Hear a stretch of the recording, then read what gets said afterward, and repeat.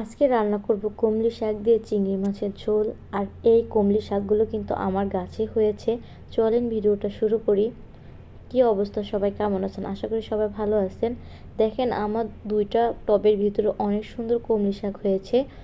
বাজার থেকে কমলি শাক কিনে এনেছিলাম, আর সেই কমলি শাকে ডাঁটা লাগিয়ে দিয়েছে। আর এত সুন্দর, মাশাআল্লাহ মাশাআল্লাহ, অনেক সুন্দর শাক হয়ে গেছে। তো দুই টপে থেকে কিন্তু আমি অনেকগুলো শাক তুলে নিলাম। আর এখানে কিন্তু কমলি শাকের একটা দানাও হয়ে গেছে, মানে গোঠা। এগুলো কিন্তু গ্রামের মানুষ ভাজি করে খেত। আগে ছোটোবেলা আমরাও এগুলা দিয়ে চুলাপাতি করতাম।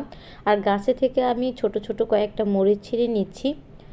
তো এখানে আমার গাছে কিন্তু কালো কালো মরিচ হয়ে গেছে। তো আজকে আমি রান্না করব হলো কমলি শাক দিয়ে চিংড়ি দিয়ে। তো এখানে কিন্তু বড় বড় 4টা গলদা চিংড়ি নিয়ে নিয়েছি। আর এই রান্নাটা আগে কে কে খেয়েছেন আমি জানি না, কিন্তু আমি কিন্তু এই রান্নাটা ইউনিক করতেছি, মানে নতুন। তো এখানে আমি একটা আলু কিন্তু কুচিয়ে নিয়েছি, পেঁয়াজ এবং কমলি শাক ধুয়ে কেটে নিয়েছি। এবার 3টা চিংড়ি মাছ সুন্দর করে কেটে নুন এবং হলুদ দিয়ে মিশিয়ে নিলাম। এরপর তেল গরম করে প্রথমে আমি চিংড়ি মাছগুলো একটু ভেজে নিব। তো যখন এরকম করে সুন্দর করে ভাজা হয়ে যাবে এবং সুন্দর একটা লাল কালার চলে আসবে, তখনই কিন্তু আমি চিংড়ি মাছগুলো তুলে নিব। এরপর ওই তেলের ভিতরে আমি পেঁয়াজ কুচানো এবং মরিচ দিয়ে দিব। এরপর আদা রসুন বাটা এবং একটু জিরা বাটা দিয়ে দিব। পরিমাণ মতো পানি দিয়ে এখানে মশলা, হলুদ এবং মরিচের গুঁড়া দিয়ে সামান্য পরিমাণে নুন দিয়ে এখন আলুগুলো আগিয়ে দিয়ে দিব সিদ্ধ হওয়ার জন্য। আলুটা কষিয়ে তারপর এখানে আমি চিংড়ি মাছগুলো অ্যাড করে দিলাম। চিংড়ি মাছটা একটুখানি কষিয়ে তারপর এখানে আমি কমলি শাকগুলো অ্যাড করে দিলাম। তো কমলি শাকগুলো কিন্তু খুব সুন্দর করে একটুখানি কষাবো। তারপর কমলি শাক কিন্তু আমাদের শরীরের জন্য অনেকটা বেশি উপকারী। আর সেটা যদি আমাদের ঘরেই আমরা মানে চাষ করে বা খেতে পারি, তাহলে তো অনেক বেশি উপকার। তো এরপর কমলি শাকটা আর মাছ দিয়ে কিন্তু আমি সুন্দর করে কষিয়ে নিলাম।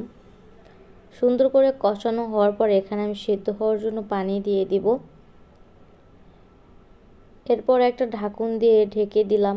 এই ঝোলটা এত বেশি মজা হয়েছে কি বলবো, যারা কখনো খাননি তাদের কাছে আমার রিকোয়েস্ট, একবার হলেও বাসায় ট্রাই করবেন। এত বেশি মজা হয়েছে ভাই, আমি যখন ভাত খাচ্ছিলাম আমার তো মানে কি বলবো, মনে হচ্ছিল যে আমি আরেক প্লেট ভাত খাই। 2 প্লেট ভাত শেষ করে ফেলেছি। তো এরপর কিন্তু এই সুন্দরভাবে বলক চলে আসলে সব কিছু অনেক সুন্দর করে সিদ্ধ হয়ে গেছে। আর আমি এতটুকু ঝোল রাখবো, তাই এখন হলো আমি নামিয়ে নিব। তো এই যে কিন্তু আমি ঝোলটাকে নামিয়ে নিচ্ছি। আর ফাইনাল লুকটা দেখেন, মাশাআল্লাহ মাশাআল্লাহ, আলহামদুলিল্লাহ। এত সুন্দর একটা রান্না আমি আপনাদের সাথে শেয়ার করলাম। অবশ্যই কিন্তু লাইক কমেন্ট শেয়ার করতে ভুলবেন না। আর রান্নাটা কেমন হয়েছে অবশ্যই কিন্তু কমেন্ট করবেন। ভালো লাগলে অবশ্যই বাসায় ট্রাই করবেন। আল্লাহ হাফেজ। পরবর্তী ভিডিওতে আবার আপনাদের সাথে দেখা হবে। Tata, bye bye.